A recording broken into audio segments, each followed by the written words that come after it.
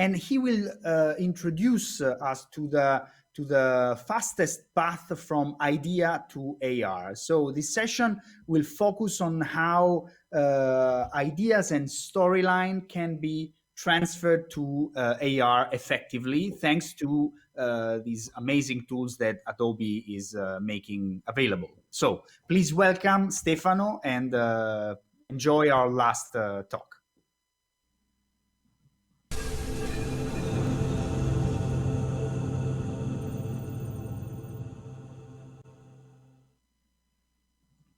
Hello, everybody. Thank you for having me here today. And thank you, Chairman, for the nice introduction. So we are ready to talk about what's the fastest path from idea to augmented reality. And it's a pleasure to be here 1 year after we announced Adobe Aero, our system for authoring AR experiences. So today, we're going to first talk about why AR is going to be huge. I'm sure, have a lot of speakers. They are going to talk about this and give you a lot of numbers. We can just boil it down to 3 simple things. AR is contextual, engages better, and converts better. So marketers make more money. People can tell deeper stories. And we have seen double-digit increases in all those 3 areas. And so this is basically why we think augmented reality is going to be huge. And as Adobe, we want to empower every expression media. We want to democratize them and help people tell their stories, whether it's an image they use Photoshop for, a video they're using Premiere Pro for, or if it is 3D with Dimension or augmented reality with Aero. And so our goal is really to enable this big revolution that is happening right in front of us. And so last year, we announced Adobe Aero. We've been out for about 6 months now. It's been really a lot of fun. We were named top AR creativity app for 2019. We have good ratings, and most importantly, we have a vibrant community that is really using it. And so today we're gonna show you just, first we're gonna start with some content from our amazing artists and what people have created in Aero. And then we're gonna talk about the pillars and what's gonna come in the remainder of the year and then next year. So if you go on Instagram and look up hashtag Adobe Aero, you're gonna find a lot of artwork. This is something that I just pulled up last night.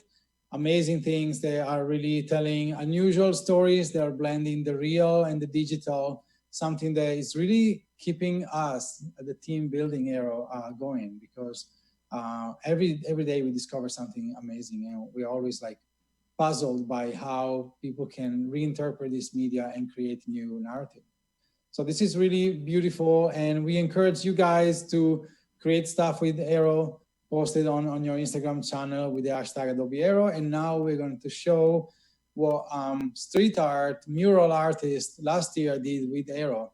And now she was able to bring a very physical type of art into the digital world of augmented reality, which is, as we all know, magic. In fact, the best definition for augmented reality that was ever given, that I ever heard, came from one of our artists in residency.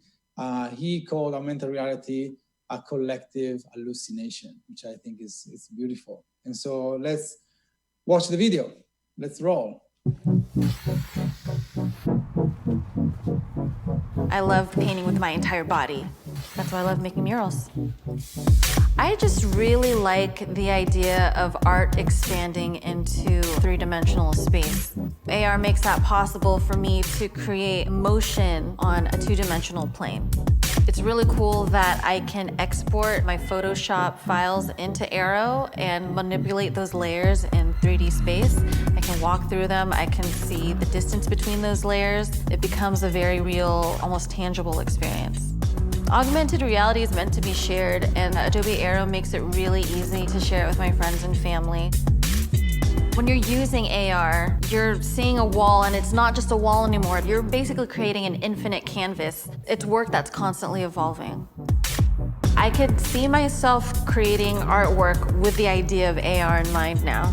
Before, it would just be, what will this look like as a finished piece on a wall? But now I could see myself brainstorming and thinking, what would this look like in motion? What could I do later in the future that will make artwork move in a certain way? So you can enjoy the art out in the larger world and create an entire experience around it. I hope you were getting as inspired as we were watching this video and seeing how augmented reality can really transform the way people can express themselves and really take it to a new level. Super, super exciting. And so in order to democratize the creation of AR experiences, we have focused on three main pillars. We have found that those were the major hurdles to creating beautiful AR. And so I will start from the last one, and then we will dive into a little bit more on the first two. So we have found that over 40% of people that we interviewed had problems bringing content into AR. So they were downloading 3D models from the internet, or they were getting from a friend or from a collaborator, and there was always something breaking in the workflow. And so we found that interoperability is really like a key problem that we have to solve in order to democratize the creation of AR. And people need to be able to bring 2D assets, 3D assets, anything they want inside AR without worrying about what format it is, whether the textures came along, or whether like the animation was compatible. And so we are trying to really ingest every 3D file format out there. We're supporting FBX, Collada, GLTF, and then we're gonna add many more. And then we are also making unique workflows within the Adobe Creative Cloud. So we are able to import content from Substance that people have created using Substance Painter, for example, for textures, but also content that people have laid out in Dimension, or of course, PSDs from Photoshop, where there we actually are able to space them out in layers and then give people control of the layers themselves. So no other company can do it better than us, since we are able to natively read PSD files inside Aero, and we're going to add more and more capabilities so that within the Adobe ecosystem, you have the best seamless workflow, but at the same time, we can import any 3D formats out there in a reliable way. So it's going to be a long-term commitment, but we are really doubling down on that. The other two areas, they are maybe less pragmatic, but even more of a multiplier of your creativity, is our interactivity without coding and animation in a high-level way.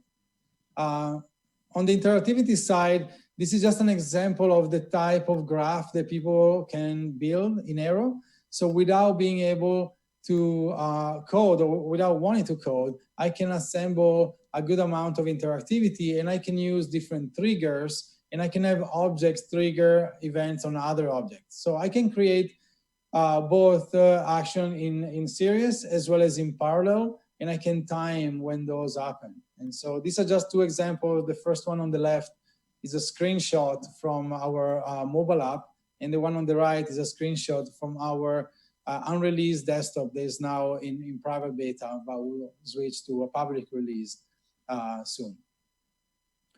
And so through this type of visual representation that we call the behavior builder, users are able to define interactivity and are able to create a more like engaging experience. And you can also go outside the AR experience, so you are able to open a URL. In the future, there will be more and more actions that users will be able to trigger from AR into the Internet of Things, and also vice versa, from the Internet of Things into AR. And we want to really make AR like a smooth component of this new interactive ecosystem that we are building. So this is one aspect around behaviors and interactivity. The other one is around animation. Everything that is not animated in AR will look stale, and we are really big fan of animation, and we're also big fan of empowering people to create beautiful animations without having to know the nitty-gritty details of the technicalities of it. And so we don't expect people to animate puppies using keyframe animation for every single bone, We have a legacy at Adobe. We have Mixamo, which is a service that is now growing at a level never seen before, and that I had the luck to fund many years ago. And so you can imagine how in our DNA is really democratizing animation. We really believe in that. And so this year we're taking to the next level, and we are moving beyond keyframing. So we want to allow people to direct an animation without having to keyframe or having to import motion capture data. And so here's an example of something that we did towards the end of the last year, where we were able to train a neural network to animate a puppy, in this case, a 3-month-old Labrador, and just moving around the target. So I'm gonna play the video. You can see how I have my dog. I set the on start, it will animate, and then I'm moving around this target on this grassy area, and the dog is automatically transitioning between idle, slow walk, running, and is basically following the target in a very natural way by blending through many type of animations and using a neural network to synthesize that in real time. You can also use that to create animation paths that then they can be used at runtime. So in this case, this target was moved around, and a spline path was created. This spline path can be also edited in our desktop application. And then once that path is created, it can be used at runtime. So this is just an example of how we can really bring the control to the higher level. Anybody could direct a dog or a puppy and tell the puppy where to go and what to do. I can say sit, I can move a target. And so the same type of capabilities will be necessary and nothing more to animate quadrupeds or bipeds and have characters. The long goal is really to have virtual hosts that can really be in AR, engaging with users, with the spectators, with consumers, and really guide them through the experience in a very natural way. As humans, we are so used to engaging one-on-one with other humans, and so having characters speak to that is definitely something very important. The last thing I want to mention today is about sharing. I think it's the part in AR that is the most undeveloped in the ecosystem and the one that is still at the embryonic level. So we have now 3 ways of sharing AR within Aero. In the world, we don't have the equivalent of what for the internet is DNS and a web browser, where anybody can publish an AR experience on a layer that anybody can visualize, no matter what device they have. This thing doesn't exist. I hope it will exist in the future, and Adobe definitely will be an agent for democratization of that. But for now, what you can do today in Aero, you can share this experience that you have created as a video. Video is the primary way people will consume augmented reality, for sure, because it's so ubiquitous. But then if people want to experience the whole like deep and interactive experience, they can share a link. With this link, you're sharing the whole experience, and then people can pick the surface they want this experience to exist through an image marker or through like a surface, and they can place it there at the scale they want, whether it's a room or a tabletop, and really like dive into the experience. And then the last way is to share through common file formats. So we have worked with Apple around the USDZ and the DAW Reality formats. And so we can export anything created in Aero in those 2 formats that can be visualized by any device that runs iOS or macOS. But also people can export in our own format, which is .real, and then share with other friends for collaboration. And so these are like the 3 ways we are going for now until there will be, I hope in the future, this unified layer where everybody will be able to publish an experience onto and share without having to download apps or you know, with any type of the mobile and non-mobile devices, including head-mounted displays. So I'll leave you with the last slide for today, which is we are really eager to connect more and more with the community. We have now thousands of people that have published experiences on Instagram made with Aero. We want to hear from you. We want to hear your voice. This is our user voice forum. You can report bugs, but also ideas, and you can vote ideas up and down. And trust me, we rely on the feedback from the community as one of the primary sources of information to make decisions about what to put in our beautiful product. And yeah, I'll leave you with that, and I will open up for questions. Thank you very much.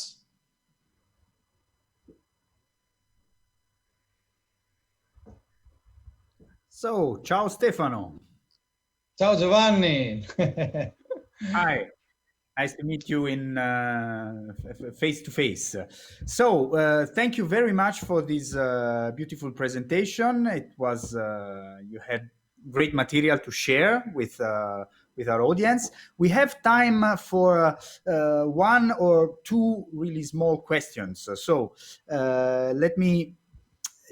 We have the first one. Can James Torres is asking, can Adobe Aero have two different anchor points, ground and wall? If not, how can a user bypass this roadblock?